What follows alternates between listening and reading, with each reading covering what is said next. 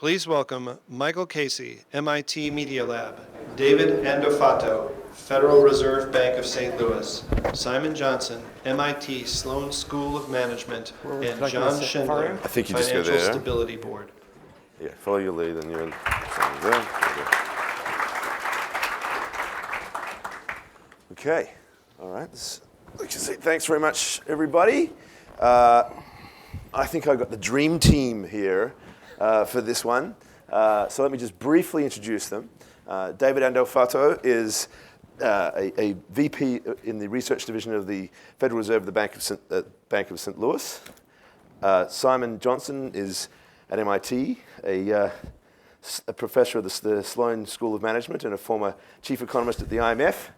And John Schindler is the head of the Financial Innovation Group at the Financial Stability Board and has been doing a lot of research into blockchain technology on that basis. I thought I would just start by doing the unashamable, the shameful thing of actually sort of plugging my book. But there's a good reason why. In fact, this is a bit of an unplug. And that is that, we wrote a book called The Age of Cryptocurrency. This is myself and a guy called Paul Vigna, who may or may not be in the room. And at the end of it, we did a kind of like a blue sky, imaginary what if sort of thing. Imagine the hypotheticals that we could go with this technology. The book was about Bitcoin and cryptocurrency. And we threw in there the idea that maybe, imagine if central banks get interested in this thing and there might even be digital currencies or something like that. It was like the out there radical idea. Well, a year later, we're now talking about the Bank of England is exploring this quite aggressively. The People's Bank of China has talked about it. The Reserve Bank of Australia, the Monetary Authority of Singapore is exploring it. Central banks are all over this now. It just gives you an indication of how fast these things were going. But I will tell you that there was one person back then in the central bank universe who was this wild maverick that we would turn to. And it's like, there's actually a guy inside the Fed who's talking about things like FedCoin. And who is this crazy? This was David Andofato. So he's a real trailblazer in this world. But anyway, I thought I'd start up actually by tossing to John, because he has been leading this research via the FSB for about how many months now? 6 months or so, maybe longer? So I'd say almost a year we've been doing this. And so I think it'd just be great to give a brief update to people what you've been doing and what you've learned in terms of what you can tell us and what you can't so far in that exercise. Okay, I'm happy to give that a shot. I do have to start by saying when you bring somebody from Europe and they're battling jet lag and then you feed them lunch and you sit them in a comfy chair, that's just a bad way to start the conversation, but I'll do my best. Tap him if he starts falling asleep, Simon. Simon's going to help me out here. So let me, I'll have to give you some highlights because there's just too much to talk about in the short time that we have. So let me start by just talking about the Financial Innovation Network, which is the group that I oversee. This group was set up about 4 years ago, and the idea was that we need somebody who's going to look all the time at financial innovation. When it was set up, it wasn't set up necessarily for fintech. It was set up for all sorts of financial innovation. And the group, which is composed of members, FSB members from central banks, finance ministries, securities regulators, international organizations who specialize in innovation. And the idea was to take a broad-based look at innovation, not just risks, but look at the whole process of the innovation, what's driving it, what are the benefits of the innovation, what are the possible risks. Now, I would say it was created about 4 years ago, but I would say 2 to 3 years ago, maybe even a little bit longer, we started looking at virtual currencies and Bitcoin and trying to take that approach of looking at the benefits and risks there. But like Michael said, 2, 3 years ago, when you were looking at virtual currencies, people had suggested the idea that, everything will change once there's a sovereign digital currency. But we didn't even think about that possibility very seriously because it was this theoretical construct and you just didn't think about that. Now I'm going to fast forward quite a bit. The highest body at the FSB is the FSB plenary. They met most recently in Tokyo in March, and at the end of that meeting, in the press release, they indicated they had talked about fintech, that fintech was now an important part of the agenda, that they had accepted a proposed framework for thinking about fintech, both thinking about it in terms of categorizing all the different kinds of fintech and analyzing the financial stability implications of fintech. And in the press release, they mentioned one technology, one specific innovation, that was distributed ledger technology. So there's that acknowledgement of, this room acknowledges that as well, that is one of the fintech that's getting most attention and deserves the most attention from international regulators. So I want to just mention very briefly that this framework that was adopted reflects the desire for that balanced approach. Just like the Financial Innovation Network looks at the benefits and the risks of innovations, this framework is supposed to look at the financial stability implications. And I think some people looked at that and said, okay, the FSB is looking at risks related to digital currencies, related to all sorts of things, which isn't, it's true, certainly we're going to look at risk, but we're trying to take a very balanced approach.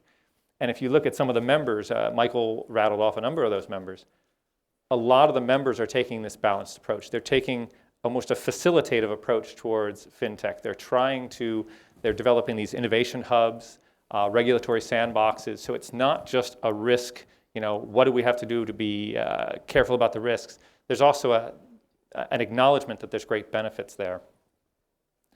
So let me bring this back to digital currencies in a few seconds, and I'll hand it back over. This framework has got multiple layers in the framework, but two of the key steps in this process are taking a sort of a micro-level analysis of any given fintech innovation. So looking at how the innovation will affect the person or the institution that issues it, how it will affect the market in which it's issued or offered, how it will affect the investor, a very micro-level approach. But then there's also a layer of the analysis where you take the macro-level approach. And here you have to sort of speculate a little bit. You say, if this innovation grows and if it's adopted and market cap grows a little bit, how will this affect things on a financial stability perspective? And these could be positive or negative effects. How will it affect leverage buildup, maturity transformation, interconnectedness, and a variety of these vulnerabilities that we collectively use to analyze financial stability? Now, ideally, the micro-level analysis would be done by standard-setting bodies and international organizations that specialize in those sorts of innovations, whereas the FSB is much better suited, much better specialized in that broader financial stability macro-level approach. So our hope is that organizations like the CPMI, which has issued a paper on digital currencies last November, you can look it up. If you haven't read it already, you probably should.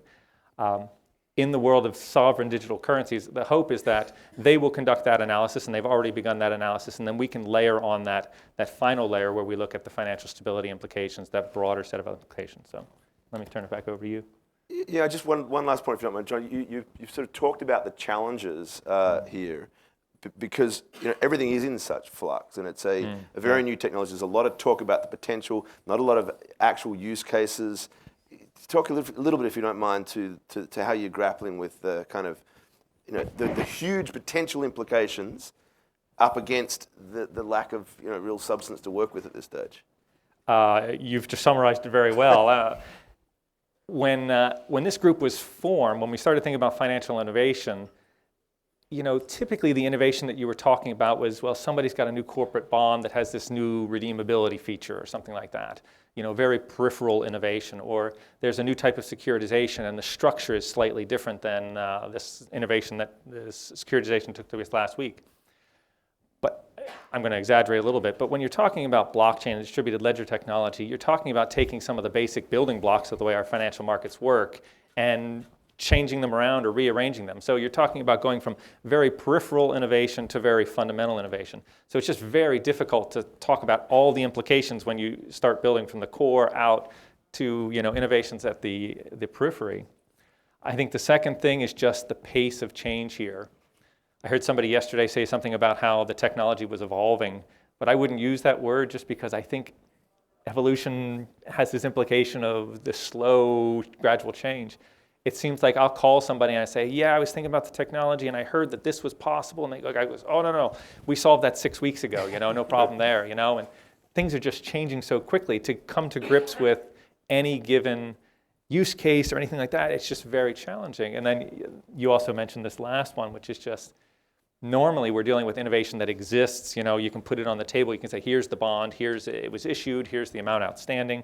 But in this case, we're talking about proofs of concept, which are 2 to 5 years away from being implemented, the actual concrete, use cases that are already in production are so limited. So any analysis we do has to start with, well, okay, suppose that this innovation takes hold, and suppose people use it to settle transactions with leveraged loans or something like that. Then, I mean, there's just so many layers of ifs built there. It's really challenging to conduct a really concrete analysis. Yeah, now I actually like the evolution metaphor for a different reason, and I just use this as my segue to my question, because I think, evolution speaks to how, some change in your environment forces a change somewhere else, right? So the adaptation is the metaphor. And I think this is a way to think right now about how central banks are going to be thinking about this. And you guys have got some thoughts on this, I know, because whether or not they're going to introduce their own digital currencies, they're having to respond to the fact that a new player is in town, Bitcoin, and there may be, in fact, other forms of competitors. If banks start issuing their own tokens on the blockchain, you've effectively got a new form of private sovereign money, if that's such a construct, right? That is a competitive environment for central banks. What are some of the implications of this, David, and how might central banks respond? A lot of implications. I recently wrote a blog post outlining several points that central banks check out his blog, by the way. It's a very useful should be looking out for. But among the most obvious, I think, is just the mere fact that from the perspective of a central bank, Bitcoin or cryptocurrencies of that ilk are essentially a foreign currency, and from that perspective, the threat that this type of innovation poses on central banks around the world is a very familiar one. It's an old one: currency competition. This may not be such a big deal, jurisdictions like the United States or the ECB, Japan, but I mean, in many developing economies, the inflation tax is actually an important source of revenue device. It's an important revenue device for governments. And sometimes things get a little out of hand. Inflation gets a little high. You see Venezuela, for example, Zimbabwe earlier. In these jurisdictions, we see people often substitute into different types of currencies, sometimes local currencies, sometimes foreign currencies like the US dollar. Sometimes the governments come down pretty hard on these types of practices. They ban the opening of US dollar denominated accounts, for example, or sometimes the punishments are much worse even for getting caught with foreign currency. So I think the big difference here is not necessarily the principle. I mean, it's really the kind of the magnitude, the scale. I mean, this is potentially a serious threat, only to the extent that we're not talking about currency substitutes in the form of paper. I mean, we're talking about a currency substitute in the form of a digital bearer asset that's available to anybody with a phone and access to the internet. And this is a much more serious threat, I think, posed by this foreign currency, where the central bank has adopted, arguably a more responsible monetary policy than the local sovereign. So yeah, I think that this type of technology, this wave, not necessarily Bitcoin, but also local variants, could potentially impose severe limits on the ability of some countries to extract seigniorage revenue from the inflation tax.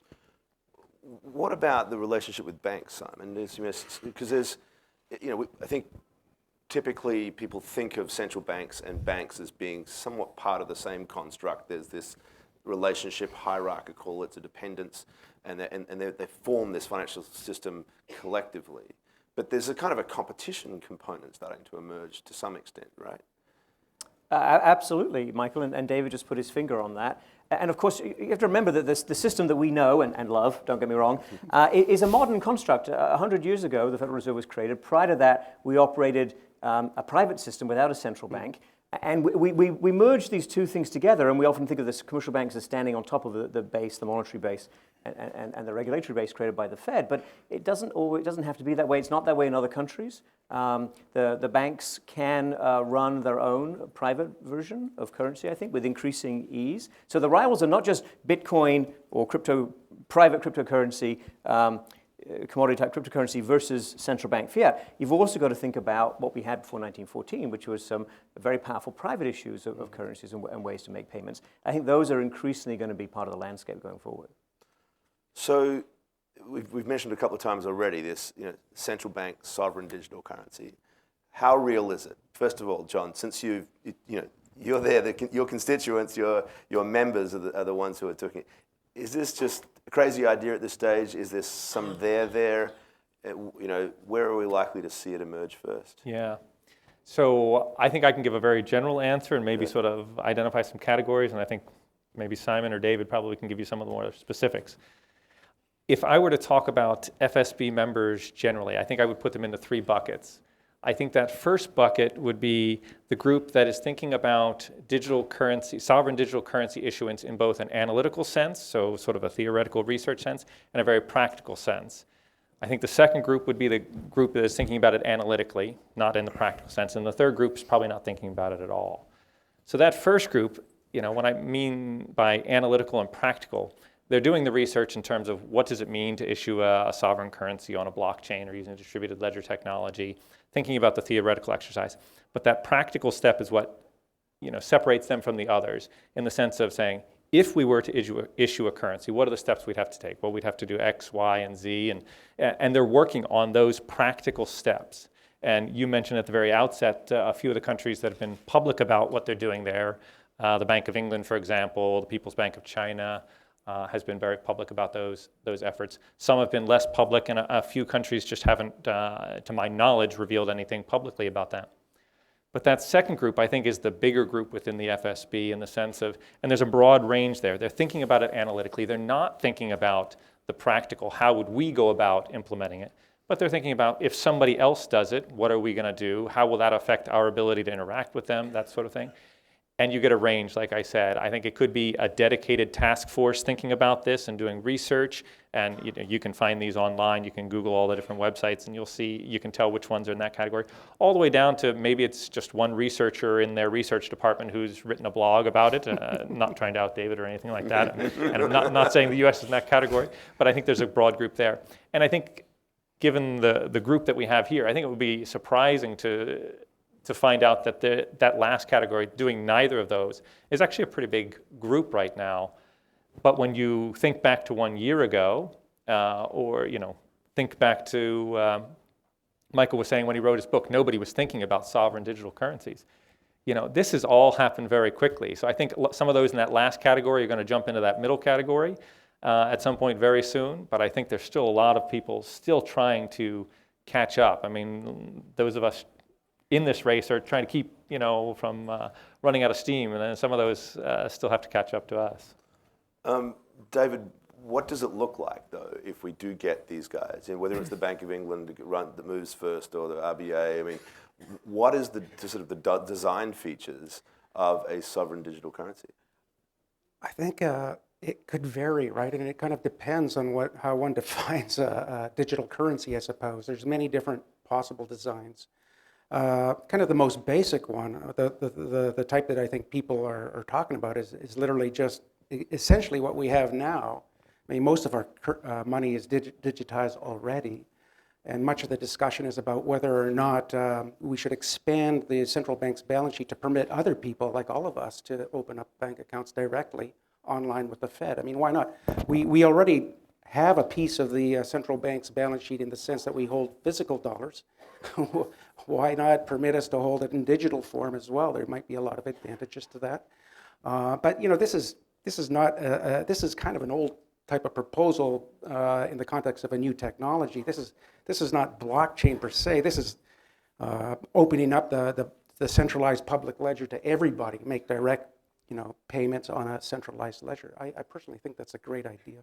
But I also think that one could propose something more dramatic, something that I blogged about that I called FedCoin, where you're actually, the central bank introduces, say, a separate component to the money supply on a blockchain, kind of modeled after Bitcoin or whatever, where the central bank could modify the protocols governing whatever in there, could actually have it run exactly like blockchain, having the validators even being Bitcoin validators. The great advantage to this is the central bank is in the unique position to fix the exchange rate between the Fed coin and the conventional currency. And one advantage at the consumer level is that it would open up the balance sheet to the unbanked. I mean, it would be literally a permissionless kind of digital bearer instrument, which kind of a lot of what people call digital money is not.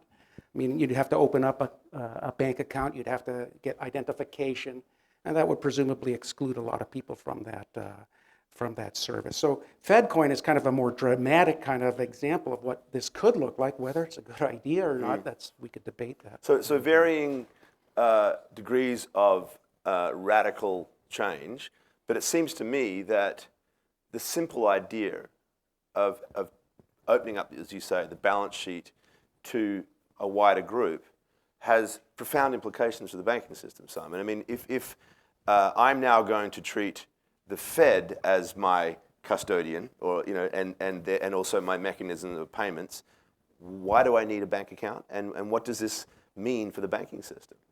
Well, I think that's the big question. I think David laid out very, very nicely and succinctly a pretty broad menu of choices, and I'm convinced we're going to land up somewhere on that menu. I don't know how far we'll go down the FedCoin direction, although I absolutely agree it's intriguing and in some ways enticing. I don't think the problems are technical. I think those have been overcome or can be overcome. I think the issue that most central bankers who think about this focus on is, well, the question they have is, what does this do to my banking system? But more specifically, what does it do to credit? Right? So if I change the payment basis of the economy and I make it more inclusive and I make it so everyone can have, just like everyone carry around this rather strange piece of paper, which is a claim on the central bank, why not let everyone have a digital version of that? It seems pretty straightforward and rather compelling today. But what does that do to intermediation? What does that do to credit? And I think for this audience at least, we need to broaden the discussion, talk about smart contracts, talk about different ways we're going to be financing productive activities, different ways we're going to be saving. I think when you start to understand the way the entire financial system could change, it's a more positive message. If you're just saying we're taking this business away from the banks and too bad for their credit intermediation, that actually is going to concern a lot of central bankers. But it seems to me, though, that, again, it's obviously far more art than science, but that somewhere along the line, what we're trying to do is get banks out of the short end, the gatekeeping function of just being, the payments operator, and out at the long end where they're generating capital and issuing credit to those that might not currently have it, so that we sort of solve the financial inclusion on the credit side, but actually just have transactional accounts in the central bank. Is that a fair way to describe what the ultimate objective would be? I would say solving the inclusion problem on the payment side is relatively straightforward, and that's exactly what we're talking about. What then becomes of credit? Is there a maturity mismatch? Does it have to be? You're no longer going to want, or you wouldn't need, in the world David's laying out, liquidity services provided by a private bank, right? And that's a big basis for the maturity transformation that we have today around the world. So if we take that away, do they have more of a matched book? Do we care? Do we require it? Do we incentivize it? I think those are really big questions, Michael, and I think we're just beginning to explore what it looks like. But also, I would emphasize, what kind of contracts do we have? Right now, we either have debt or we have equity, and as you know, we prefer, for various reasons, a lot of debt. But it's not clear to me going forward with smart contracts written over some form of blockchain that you will or should prefer as much debt reliance as you have today. I think you have a lot more contingent contracts. Now, central banks aren't only concerned with monetary policy and managing currencies. They have a broad interest in financial stability. They look at the financial system broadly. John, can you just give us some insights into what the FSB has been thinking about blockchain technology and what it means for stability, for example, in terms of the functioning of our capital markets and the like? Sure. So I would say, first off, that the Financial Stability Board is trying to take a very balanced approach. So I think people think we only think about the risk, but there's also the benefit side. And to show that we're thinking about these things, let me just mention a few things. I mean, on the positive side, if you go to distributed ledger technology, whether it's for digital currencies or for settling anything else, there's lots of benefits to the official sector in terms of the transparency, for example. If I have everything on a blockchain, then I can build a real-time systemic risk monitor. I can look at counterparty exposures in real time. I can look at the buildup of leverage, maturity transformation. Maybe even if I can't do it in real time, I can do it much more quickly than we do right now. That's a huge benefit. Things like the positions that AIG built up during the run-up to the crisis, or the London whale, just a different type of position. I think you would notice those much more quickly. So benefits would be there. Something more mundane like regulatory reporting, which currently we get data with a significant lag to the end of the quarter. A lot of the technologists, probably including some of you in the room, tell me that in the applications you're building, you're developing push-of-the-button regulatory reporting. So the regulator wants a report, you push the button. That's a huge change. being on the ledger, and being a node on the ledger and being able to see things in real time. Those are all huge benefits. On the flip side, I think it's, as I said before, it's challenging, right? Because it's all conjectural. But let me talk about some concerns. Some of those are well known. Things like the digital identity of your counterparties. We certainly have to make sure that that's well taken care of. But I think an interesting issue that comes up is jurisdictional issues.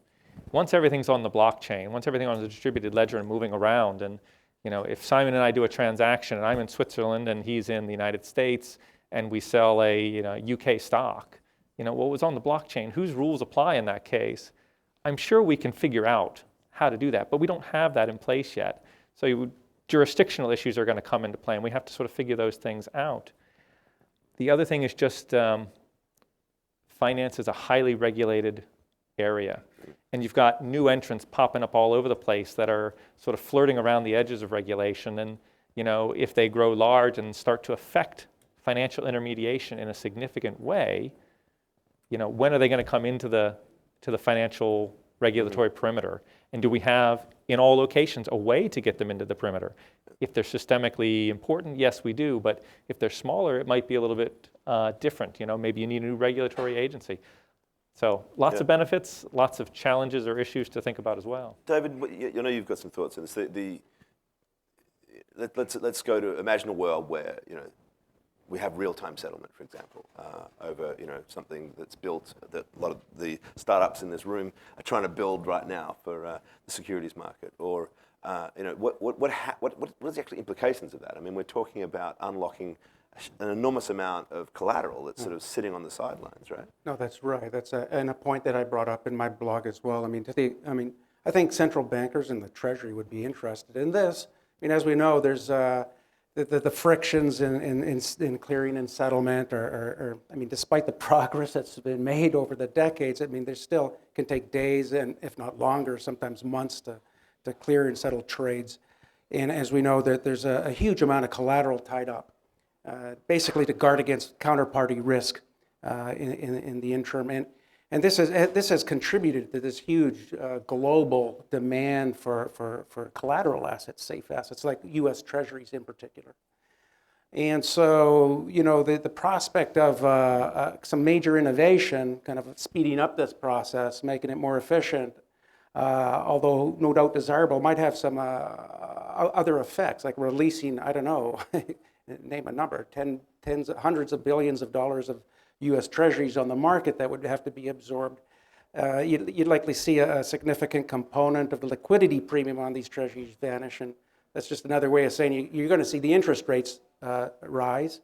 And this is something that would obviously affect the Treasury directly, and also central banks. The Fed would be concerned to see the impact that this might have on the structure of interest rates in the economy, for sure. But the over-the-counter bond market is another place where there's been significant problems, particularly in this post-crisis environment, a lack of liquidity. Do you see perhaps the blockchain playing a role there and sort of creating more liquidity? I'm not enough of an expert to make a statement one way or the other. From what people tell me, from what I read, the answer to that question is yes. The actual mechanics of how they do that, I don't know exactly, because the bond market, it's a very heterogeneous place. There's literally thousands and thousands of different types of bonds that trade out there in very, very thinly traded over-the-counter markets. I think I'm hopeful. Right. Somehow I think that we could possibly create a de facto standardization by the sort of precision of it. But anyway, this is very hypothetical. Yeah. Let me jump to a question here. I think this is an interesting one. It does actually refer to FedCoin, but I think we could come at it from different angles as well. Would a FedCoin, this is from Anonymous, he's actually a very prominent figure in Bitcoin circles. Would a FedCoin mean an end to open market operations if the central bank could control the money supply directly and immediately by minting retiring tokens? No, because not necessarily. So it would presumably add another tool to Fed policy in the sense that the Fed would reserve the right to pay interest, possibly negative, on this digital asset. But really the proper way to think about it, at least the way I construed it, was it's just really a different denomination of currency. So, I mean, it's just like $5 bill, $10 bill, Fed coin. The composition of the total money supply doesn't matter for monetary policy. It really matters is like the management of the total supply. So that the extent that in my version of Fed coin, the exchange rate is fixed, Fed coin against, say, $5 bill, $10 bill, it would have absolutely no implication for the conduct or desirability of open market operations. Okay. Where is the one I just had here? Oops, there it is. This is from Jimmy Shotgun. Not quite sure if that's a real name. But in any case, Jimmy Shotgun asks, Simon, maybe you can take this one since you've actually been doing some research in the field. Which country is the most likely to be the first to issue cryptographic currency digitally? And isn't there a need for global standards before they do so? Well, there's always a need for global standards, and those always show up rather late. Look, I think a lot of the thinking here is being driven by particular innovations and central banks that want to take the lead. You know, in making this prediction, I have to say that I'm not sure. We can see certain central banks pushing ahead with supporting digital currency in terms of legal framework, in terms of encouraging innovation. Bank of England's at the top of that list. The Central Bank of Barbados, I think, is thinking very creatively along sensible lines as a middle-income country. There are others. Whether this audience would agree that what they end up with is a cryptographically secured system like Bitcoin, that's not clear to me. I think that they will be closer to what David is talking about, which could be cryptographically secured, or it could be run over a permission ledger where the permission nodes are very tightly controlled by every one of the Federal Reserve banks, for example. We've got 12 of them. Well, there's 12 plus the board. That's 13 nodes. Throw the Treasury in, you've got 14, right? So that may be what you see. But to your earlier point, Michael, it's responding to the competition, and to David's point, responding to the competition from these competing currencies. The central banks don't want to lose their role or their presence in the monetary system, and this is a fantastic opportunity, for example, to make progress on financial inclusion. Yes, John. Can I just add to that? I think it's a very interesting question. Certainly something it's fun to debate, right? But I think it's important to determine what you mean by issue, right? To issue the currency. I think it's very possible that some countries, maybe it would be a major economy that does something on a very limited scale. It could be a permissioned ledger with its primary dealers or something like that. You could very easily see that being a first step. Would you consider that issuance? Sure, but I'm not sure if the question meant when are we going to have, a wallet full of digital US dollars or digital Swiss francs.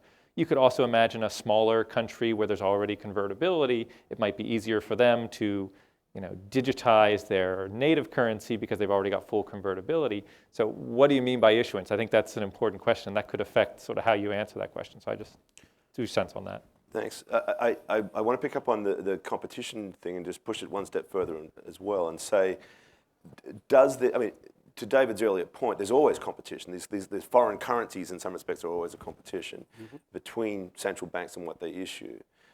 Does digitizing those sovereign currencies and adding into the mix of that Bitcoin and others bring central banks into even more sharp competition with each other? And do we get more volatility as a result of that? I mean, people